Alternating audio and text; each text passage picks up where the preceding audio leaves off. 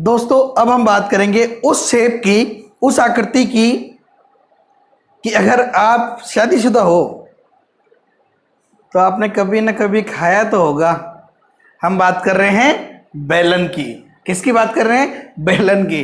ठीक है, पत्नी के हाथ से खाया हो नहीं खाया हो, बचपन में मम्मी के हाथ से जरूर खाया होगा। बेलन की पड़ी होगी बढ़िया से। तो इस बेलन के बारे में ही जान लेते हैं। नमस्कार दोस्तों, मैं Jitesh the JKM theory channel पे आपका स्वागत करता हूं। दोस्तों अभी हम पढ़ रहे हैं क्षेत्रमिति, जिसमें अपन ने समतलीय आकृतियां जो है उनका कंप्लीट बेसिक कॉन्सेप्ट, परिमाप और क्षेत्रफल अपन ने देख लिए हैं। यदि आपने नहीं पढ़े तो उनका लिंक नीचे डिस्क्रिप्शन में दिया हुआ है, आप वहां से पढ़ सकते हैं। इसके अलावा अपन ने इसका टेस्ट भी लिया था और टेस्ट में अपन ने जो क्वेश्चंस दिए थे उन क्वेश्चंस में से 3-4 क्वेश्चंस तो बहुत ही गजब लेवल के थे, जो कि बहुत ही कम स्टूडेंट सॉल्व कर पाए थे। यदि आपने वो टेस्ट पेपर नहीं दिया था तो उसका वीडियो सॉल्यूशन का लिंक नीचे डिस्क्रिप्शन में दिया है, आप वहां से उसको देख सकते हैं। एग्जाम में वो बहुत काम आएगा। आज अपन पढ़ेंगे क्षेत्रमिति में 3D जो आकृतियां हैं, त्रिविमीय ज्यामिति वाली जो आकृतियां हैं, जैसे घन, घनाभ, गोला, बेलन, शंकु, इनके क्षेत्रफल और आयतन से संबंधित कंप्लीट इनका बेसिक कॉन्सेप्ट और फॉर्मूले आज अपन इस वीडियो में देखेंगे। दोस्तों वीडियो शुरू करने से पहले यदि आप चैनल पर नए हैं तो चैनल को कर लीजिए सब्सक्राइब और बेल आइकन पर क्लिक कर लीजिए, क्योंकि आपकी गवर्नमेंट जॉब में सफलता के लिए हम बिल्कुल सटीक और सही दिशा में तैयारी करवा रहे हैं। तो चलिए शुरू करते हैं तैयारी जीत की। दोस्तों सबसे पहले अपन पढ़ेंगे घनाभ क्यूबॉइड के बारे में। अच्छा, घनाभ क्या होता है? देखो, आपने आयत के बारे में तो पढ़ा ही था कि वह चतुर्भुज जिसके आमने सामने की भुजाएं बराबर हो वह आयत कहलाता है। ठीक है, और प्रत्येक कोण 90 डिग्री होना चाहिए। अब यहाँ पे घनाभ क्या हो जाएगा यार? अगर मैं 6 जो आयत है उनको जोड़ दूं और एक बंद आकृति बना दूं तो क्या बन जाएगा? घनाभ बन जाएगा। देखो घनाभ के बारे में सबसे पहले इसका बेसिक समझते हैं। घनाभ में कितने सीड्स है? 1 2 3 4 तो हो गए ऊपर, 1 2 3 4 4 हो गए नीचे, यानी कि यहाँ पे सीड्सों की संख्या कितनी हो गई? सीड्स यानी वर्टिक्स हो गए कितने? 8, 4 ऊपर 4 नीचे। अच्छा, यहाँ पे कोरे कितनी हो गई, जिनको अपन एजेस से लिखेंगे? एज कितनी हो गई? देखो 1 2 3 4, 4 तो ऊपर, 1 2 3 4 4 नीचे, और ये 4 खड़ी लाइनें जो है टोटल कितनी हो गई? 12 कोरे हो गई। अच्छा, यहाँ पे फलक कितने हो गए भाई? फलक फेस, देखो ये नीचे वाला भी एक फलक है जो कि आयत है, और कितने आयत से मिलकर बना है? 6, तो फलकों की संख्या कितनी हो गई? 6 हो गई। तो देखो इनके शीर्ष, कोर और फलक के मध्य एक संबंध होता है। जितने भी ये बंद आकृतियां हैं, 3D आकृतियां हैं, घन है, घनाभ हो सकता है, कोई प्रिज्म हो सकता है, उन सबके अंदर अगर शीर्ष, कोर और फलक इन 3 में से आकृति का नाम नहीं बताए और किन्हीं 2 का मान दे दे तो हम क्या करेंगे? कुछ भी नहीं करेंगे।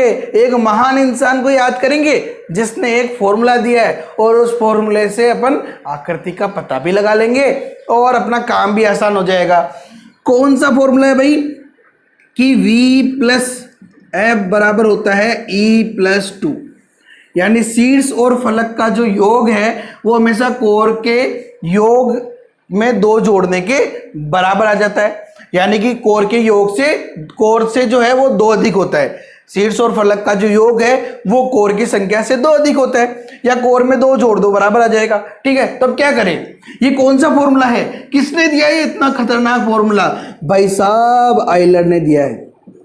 किसने दिया है? आयलर ने दिया है। आयलर ने, इसी को अपन क्या कहते हैं? Euler's formula. इसको क्या कहते हैं अपन? यूलर्स फॉर्मूला भी कहते हैं, जो आयलर ने दिया है। चलो ये तो हो गए इनके शीर्षों के, कोरों के और फलकों के मध्य संबंध। अब देखो एग्जाम में इस घनाभ से क्या क्या प्रश्न पूछे जा सकते हैं। एक तो ये पूरा ही घनाभ दे दे और बोले कि यार ये जो घनाभ है इसका संपूर्ण पृष्ठीय क्षेत्रफल होगा। क्या होगा? पहली बात तो देखो घनाभ की जो आकृति है, आपने चौक का डब्बा तो देखा ही होगा स्कूल में, 100% देखा होगा। वो चौक का जो डब्बा है ना वो घनाभाकार आकृति का होता है, पता है? अब उस चौक के डब्बे की या इस घनाभ के वो बोलते हैं कि इसका संपूर्ण पृष्ठीय क्षेत्रफल निकालो। ठीक है। एग्जाम में क्वेश्चन पूछ ले कि ये जो चौक का डब्बा है या कोई बक्सा है, इस बक्से को चारों तरफ से ऊपर नीचे सब जगह से यानी इसके संपूर्ण पृष्ठ पे कलर कर दो, तो कितना क्षेत्र कवर करना पड़ेगा भाई? पूरे जो बक्सा है उसका संपूर्ण पृष्ठीय क्षेत्रफल। यानी पहली बात करेंगे हम घनाभ के संपूर्ण पृष्ठीय क्षेत्रफल की। भाई घनाभ का संपूर्ण पृष्ठीय क्षेत्रफल क्या होता है? क्या करे भाई, ये जितने भी आयत है उनका क्षेत्रफल निकाल लो, ये लंबाई और ये चौड़ाई, तो नीचे वाले आयत का क्षेत्रफल क्या हो जाएगा? लंबाई इंटू चौड़ाई।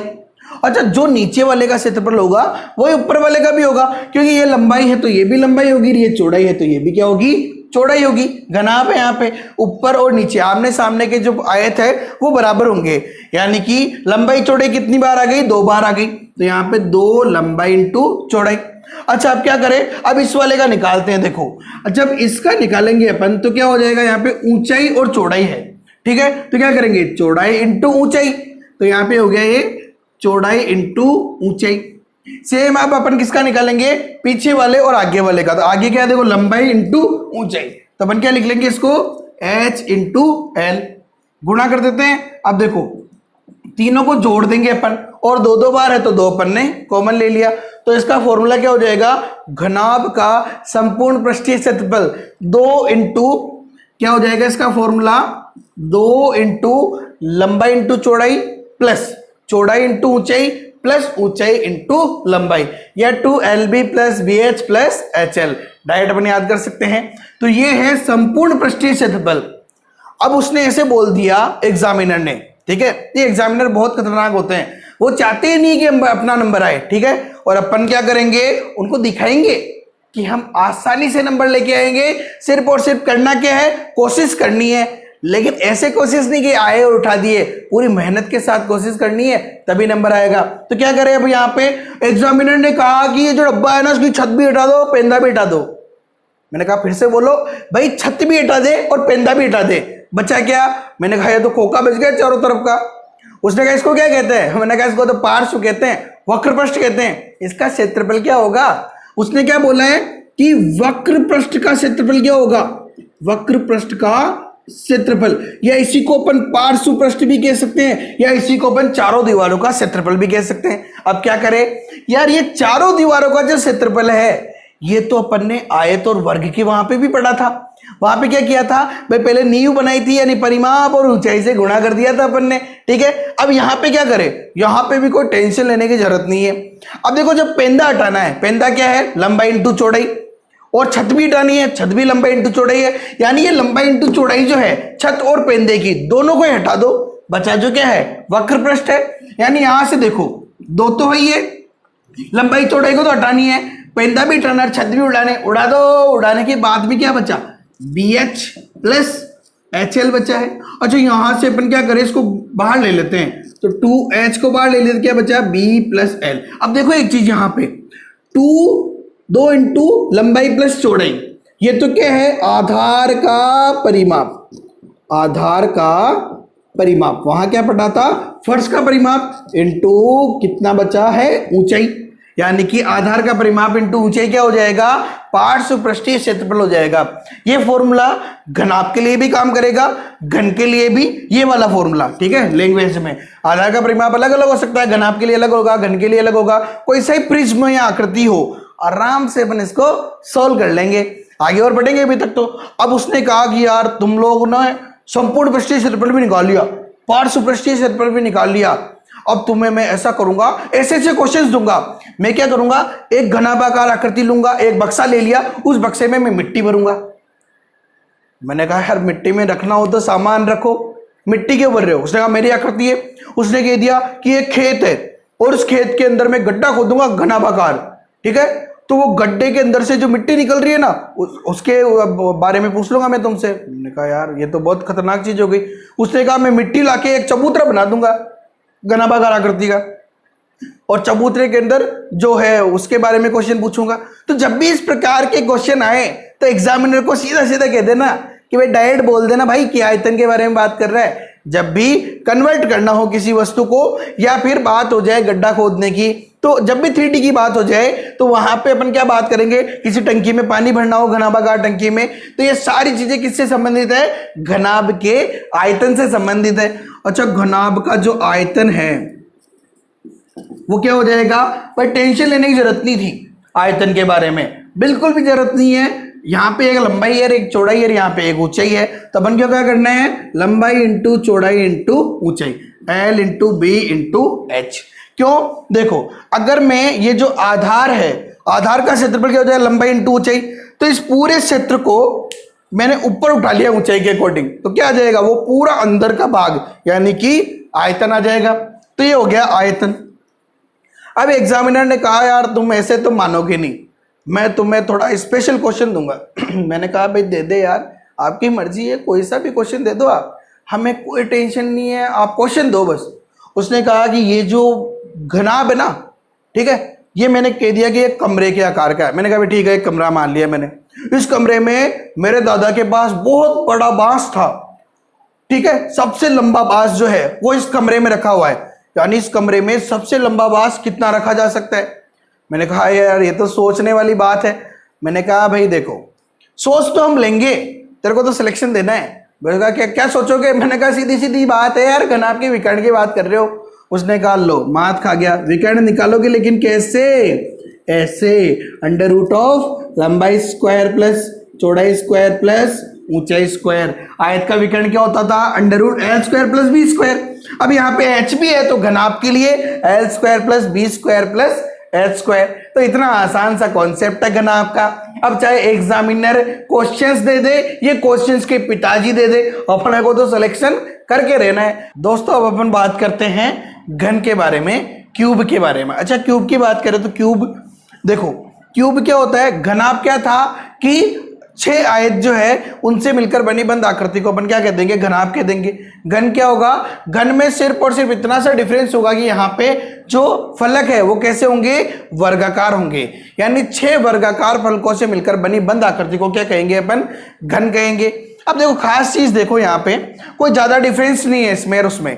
वहां पे लंबाई चौड़ाई ऊंचाई थी, यहाँ पे तीनों ही बराबर होगी, जिसे हमने क्या नाम दे दिया है, भुजा नाम दे दिया है। सारा काम वो का वही है। एग्जामिनर इसमें तो अपने को उलझा ही नहीं सकता है। इसमें वो क्या पूछेगा भाई, संपूर्ण पृष्ठीय क्षेत्रफल पूछ लिया, संपूर्ण पृष्ठीय क्षेत्रफल।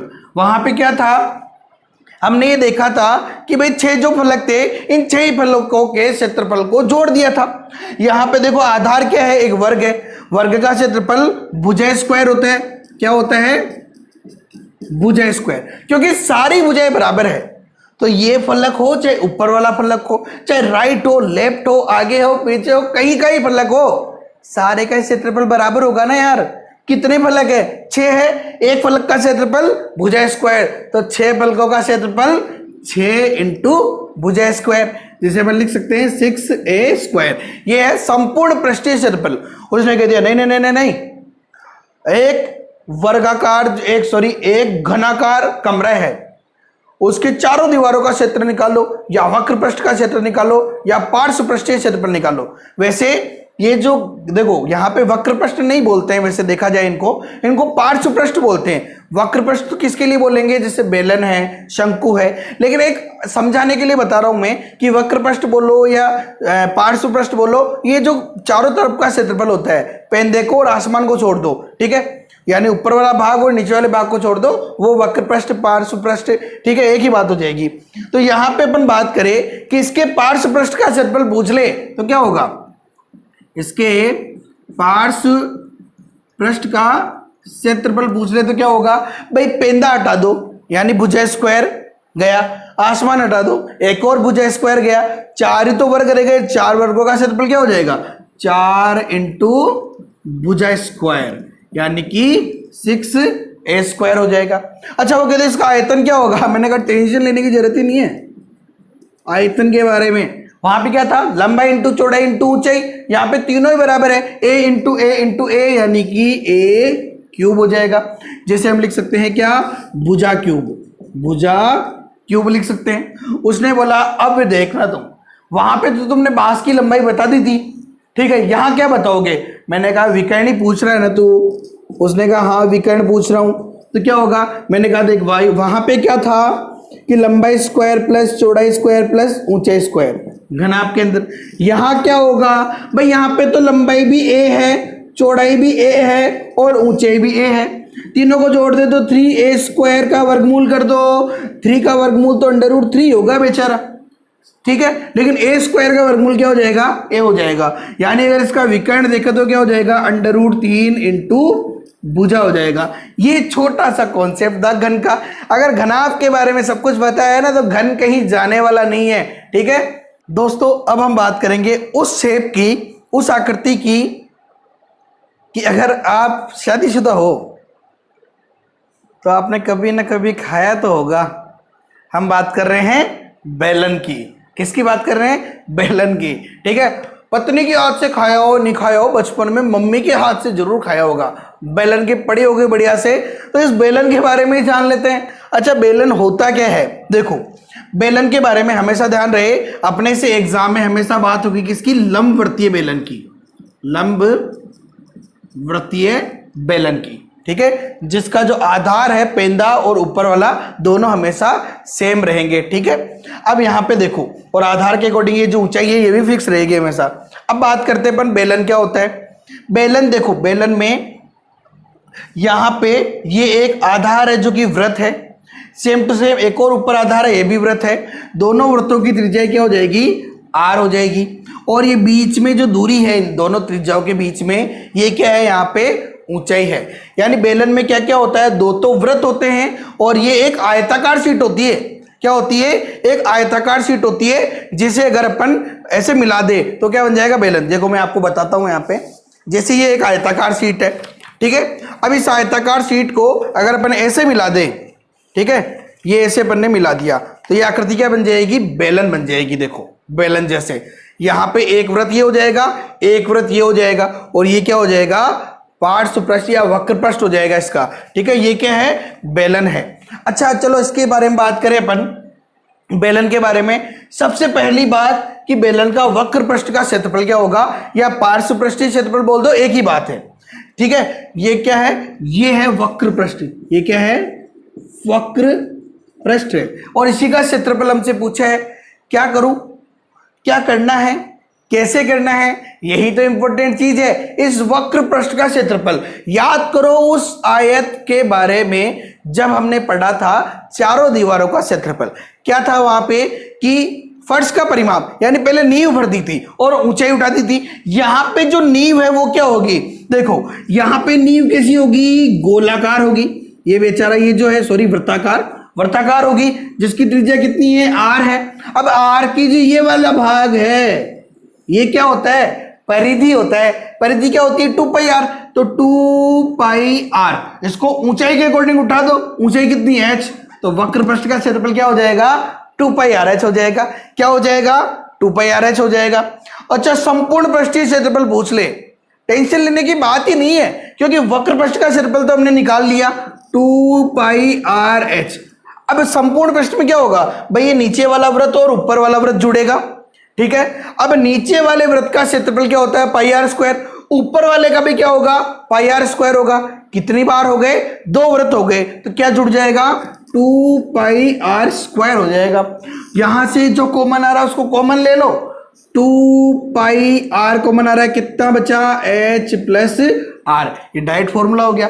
देखो हमें डायरेक्ट फॉर्मूले तो याद रखनी है, लेकिन अब इसको समझ क्यों रहे हैं कि अगर हमें डायरेक्ट फॉर्मूला याद नहीं रहे एग्जाम में तो हम ये कर सकते हैं। पहली बात तो ये, अब बहुत सारे कह देंगे कि याद क्यों नहीं रहे, याद नहीं करेंगे तो सिलेक्शन कैसा होगा, ये वो भाई सबसे इंपॉर्टेंट बात क्या है, कॉन्सेप्ट इज पावर। सबसे इंपॉर्टेंट बात, हमें कॉन्सेप्ट को समझना है। एग्जामिनर घुमा फिरा के पूछे ना, वो करेगी इस बेलन को आधा काट दो, मैं कहा काट दूंगा, वो जो भी कर दे उसकी मर्जी है, जो करने दो, अपने को कोई प्रॉब्लम नहीं है। अपन को तो सिलेक्शन लेना है, एन केन प्रकारेण, कान को इधर से पकड़ाओ इधर से पकड़ाओ, कैसे भी करे, उसकी मर्जी है, जो करने दो। अपन को पूरी तरह से तैयार रहना है। इसीलिए देखो वो कह दे कि अगर आयतन क्या होगा, आयतन, मैंने कहा टेंशन मत लो। देखो हमेशा एक चीज ध्यान रखें, क्षेत्रफल में अपन क्या करते हैं, जैसे पार्श्वपृष्ठीय क्षेत्रफल में क्या किया अपन ने, चारों तरफ की जो नींव है, जो उसका परिमाप है, उसको अपन ने ऊंचाई के अकॉर्डिंग बना दिया। और आयतन में क्या करेंगे, क्षेत्रफल ले लो पर्स का और उसको ऊंचाई के अकॉर्डिंग बढ़ा दो। तो यहाँ पे क्षेत्रफल क्या होगा वृत्त का, पाई आर स्क्वायर। क्या होगा, पाई आर स्क्वायर। ऊपर उठाते जाओ कहां तक, ऊंचाई तक, यानी कि H, pi R square H हो गया। तो ये तीनों फॉर्मूले हैं बेलन के, बहुत ही इंपॉर्टेंट है। अब देखो अपन ने तीनों के तीनों फॉर्मूले अच्छे से समझ लिए, इनसे रिलेटेड जो भी क्वेश्चन आएगा वो अपन करेंगे इसी। अब एग्जामिनर को टेंशन होगी या नहीं होगी, होगी ना भाई, सबको सिलेक्शन थोड़ी देना है, सिलेक्शन तो अपने को ही लेना है। तो वो क्या करे, वो करेगा कि यार मैं इस बेलन को खोखला कर दूंगा। फिर आप क्या करोगे, खोखले वादे खोखले बेलन क्या करेंगे, हमने कहा तू देखे तो देख, ठीक है। तो हम बात कर रहे हैं किसकी, खोखले बेलन की। चलिए दोस्तों खोखले बेलन की हम बात करें। देखो फॉर्मूले याद नहीं है कोई बात नहीं है, कॉन्सेप्ट अच्छे से समझ में आ जाना चाहिए, सबसे इंपॉर्टेंट चीज। देखो शॉर्ट ट्रिक बात की बात हो गई, कॉन्सेप्ट ही समझ में नहीं आया ना तो शॉर्ट ट्रिक कोई काम की नहीं है। सबसे इंपॉर्टेंट चीज कॉन्सेप्ट समझो, फिर फॉर्मूला याद हो जाएगा, और फॉर्मूला याद है तो फिर आंसर 2 स्टेप का ही रहता है वैसे भी। अच्छा चलो बात करते हैं खोखले बेलन की। खोखला बेलन देखो यहाँ पे पूरा बेलन है, ठीक है, इसकी बात हो रही है अपने, ये तो भरा हुआ रहेगा और ये अंदर से कैसा होगा, यहां से ये खोखला होगा, आर पार देखिएगा एक पाइप हो सकता है, ठीक है। तो अब इसकी बात करें अपन, तो सबसे पहले बात करेंगे अपन वक्र पृष्ठ के क्षेत्रफल की। ये वक्र पृष्ठ क्षेत्रफल, अब देखो वक्र पृष्ठ यानी कि चारों ओर का क्षेत्रफल, तो बाहर वाला तो है ही है, लेकिन इस बार अंदर वाला भी तो होगा भाई। बाहर एक वक्र पृष्ठ है तो अंदर भी होगा। एक पाइप को देखे तो बाहर वो जो वक्र पृष्ठ है ना वो का वही सेम अंदर भी होगा, उसकी त्रिज्या बेचारे की थोड़ी कम हो जाएगी।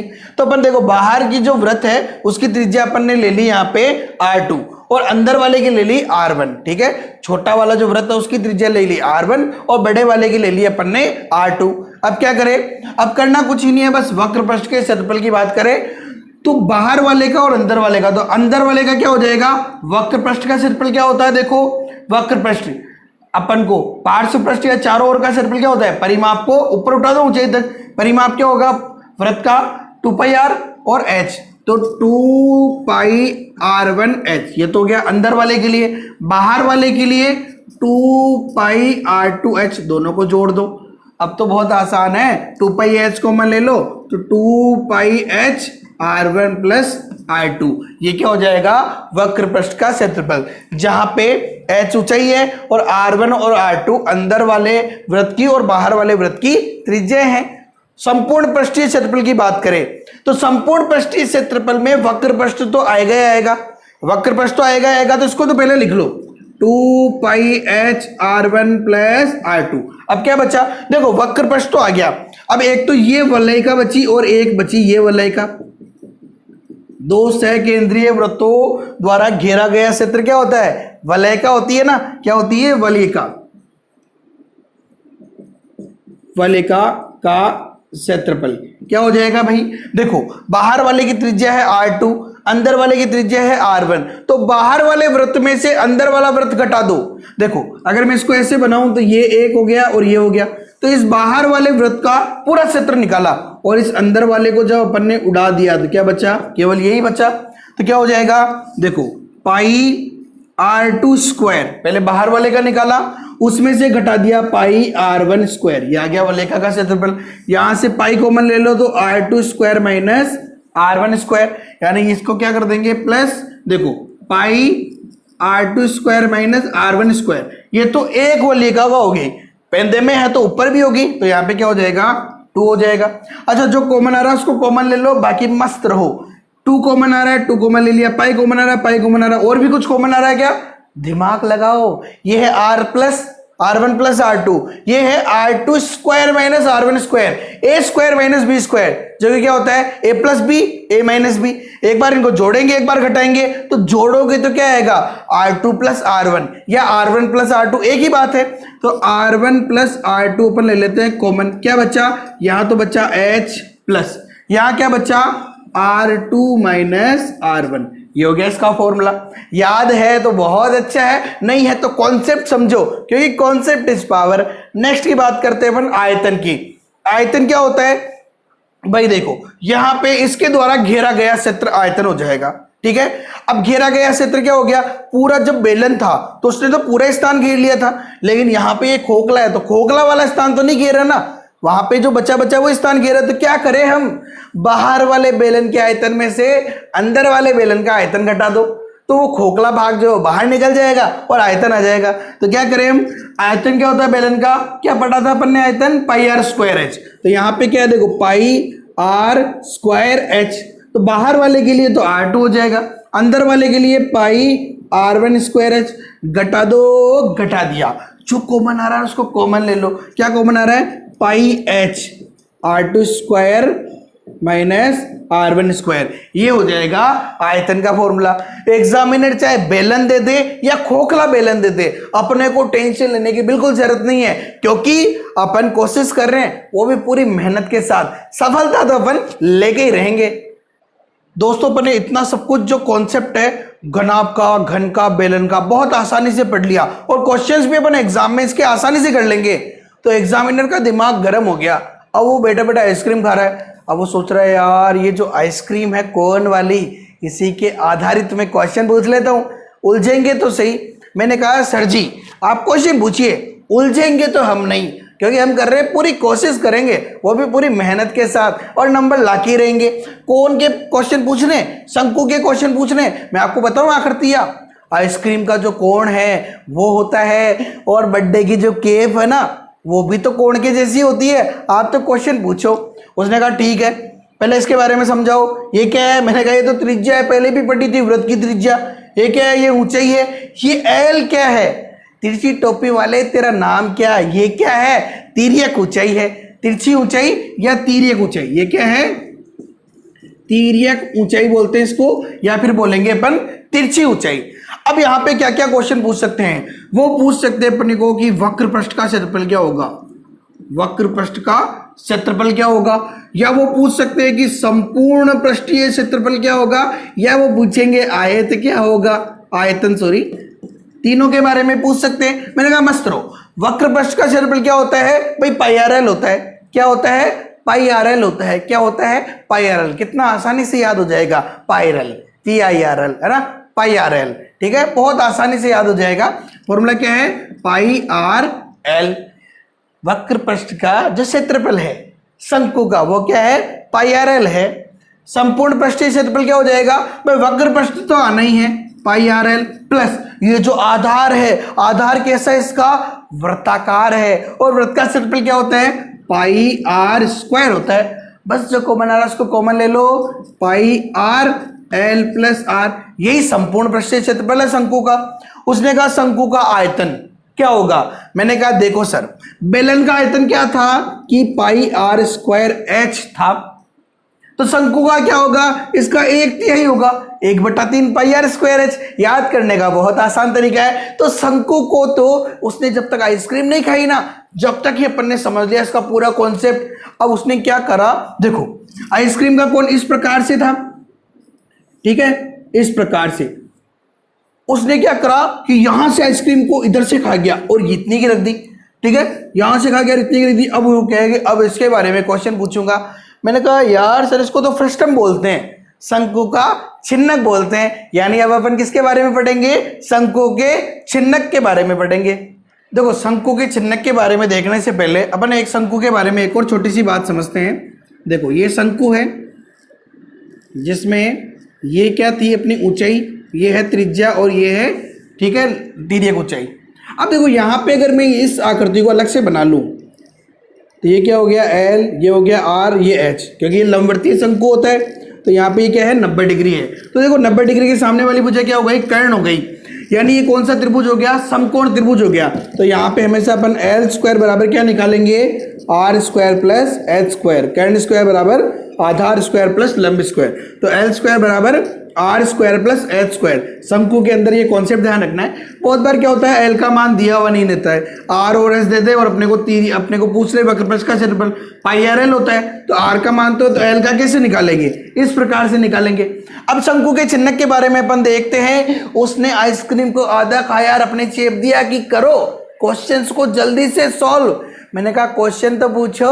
उसने कहा सबसे पहला है वक्र पृष्ठ का क्षेत्रफल। वक्र पृष्ठ का क्षेत्रफल।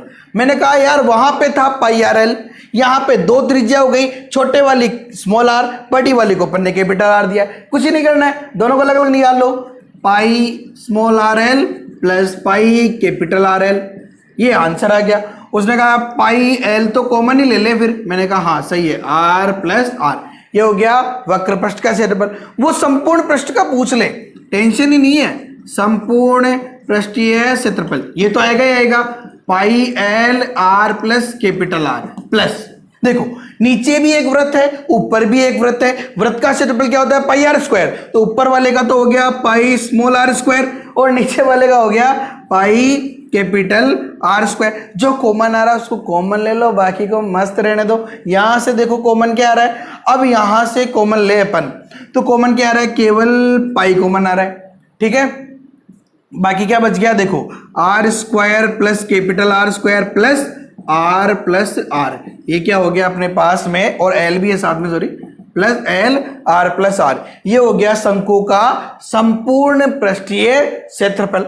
अब क्या पूछ सकता है वो, तीसरी चीज पूछ सकता है कि यहां पे तुमने तिर्यक ऊंचाई निकाली, तो यहां कैसे निकालोगे, मैंने कहा टेंशन ही नहीं लेनी, इसमें क्या कन्वर्ट करना, चेंज करना पड़ेगा भाई। तिर्यक ऊंचाई जो है कौन सी निकाल रहे अपन इस बार, तिर्यक ऊंचाई, इसके लिए क्या हो जाएगी, यहां पे थी एल स्क्वायर का मान निकाल रहे, R square plus H square, यानी देखो एच स्क्वायर तो सेम टू सेम रहेगा, और इसके अलावा क्या हो जाएगा आर माइनस आर का होल स्क्वायर, ठीक है। त्रिज्या क्या हो जाएगी, बड़ी त्रिज्या में से छोटी त्रिज्या को घटा देंगे, आंसर आ जाएगा, टेंशन ही लेने नहीं बिल्कुल।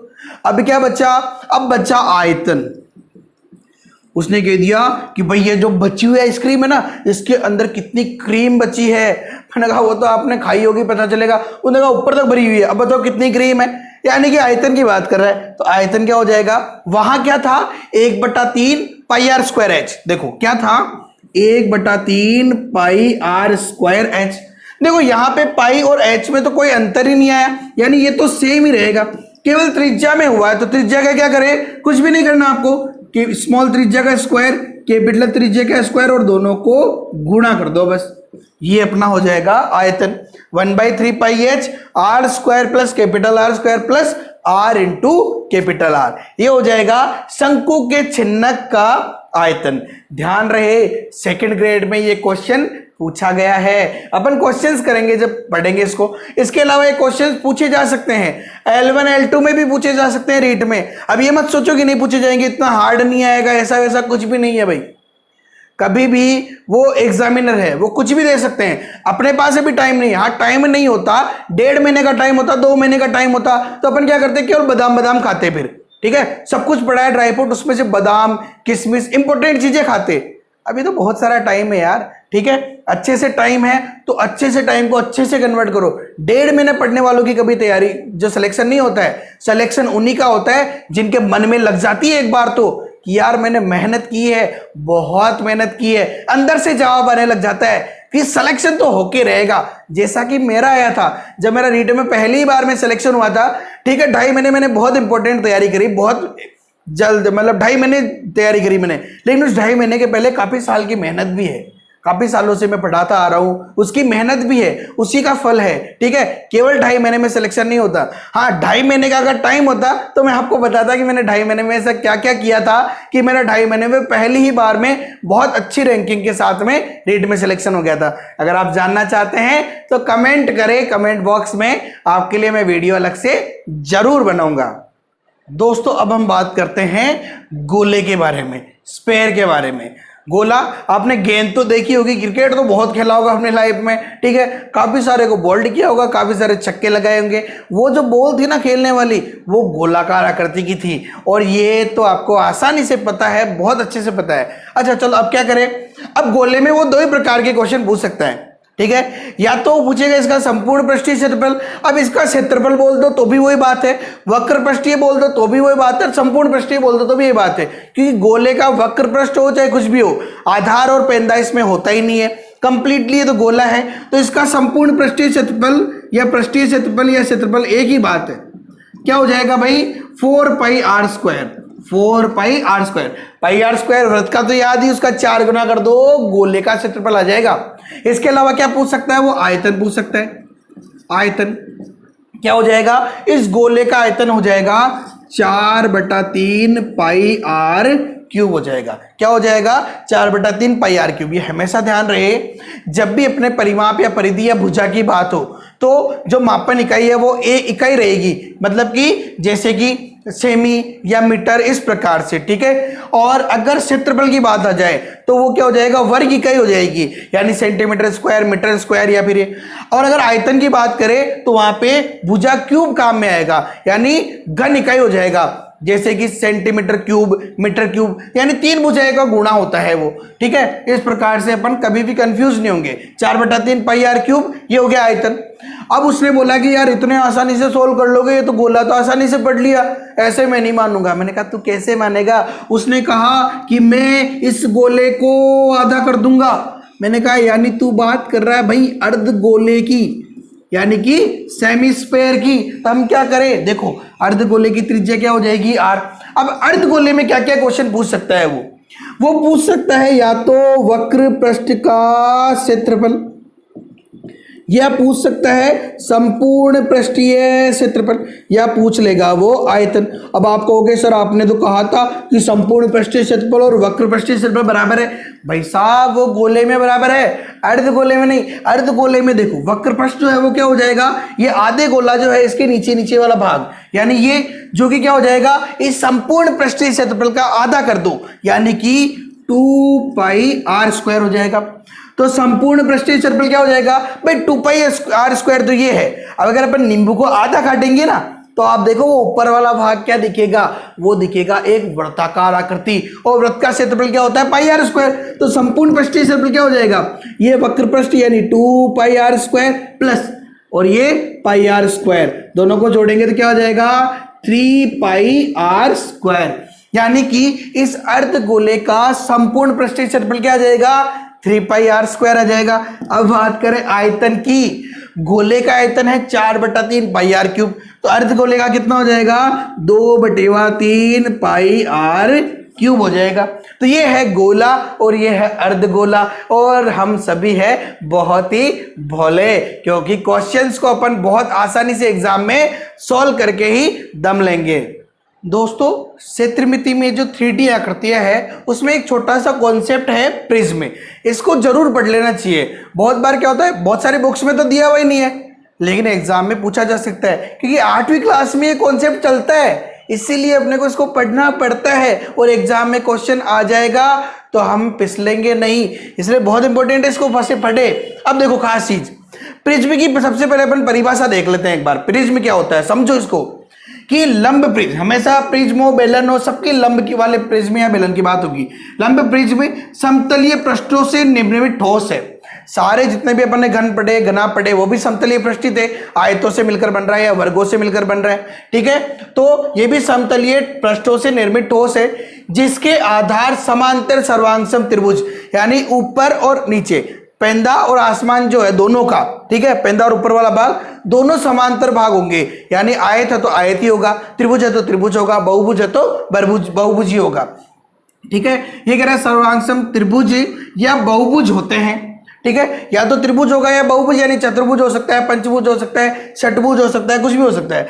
तथा पार्श्व पृष्ठ जो है, पार्श्व पृष्ठ यानी वो चारों ओर के जो भाग है वो तो हमेशा कैसे होंगे, आयती होंगे, ठीक है। समांतर आधारों के बीच, ये क्या कहलाता है प्रिज्म, और इन समांतर आधारों के बीच की जो दूरी है, समांतर आधारों के बीच की जो दूरी है वो क्या कहलाती है, इसकी ऊंचाई कहलाती है। क्या कहलाती है, ऊंचाई। यहाँ पे एक तो त्रिभुजों से मिलकर बना हुआ प्रिज्म दे रखा है, और एक दे रखा है अपने को पंचभुज से मिलकर बना प्रिज्म, जहां पे ऊंचाई क्या है, देखो ये ऊपर वाले त्रिभुज के शीर्ष से नीचे वाले त्रिभुज को शीर्ष से मिला दिया, तो यहां से लेके यहां तक की जो लंबाई है क्या है, ऊंचाई है। सेम टू सेम यहाँ पे ए डैश से ए की जो लंबाई है क्या है, ऊंचाई है, या इनके बीचों बीच से ले लो, एक ही बात है, ठीक है, समांतर है दोनों तो कोई प्रॉब्लम नहीं है, ऊंचाई हो जाएगी यहाँ पे। अब बात करते हैं अपन यहाँ क्या क्या पूछे जा सकते हैं। पहली बात तो प्रिज्म की परिभाषा पता रहना चाहिए।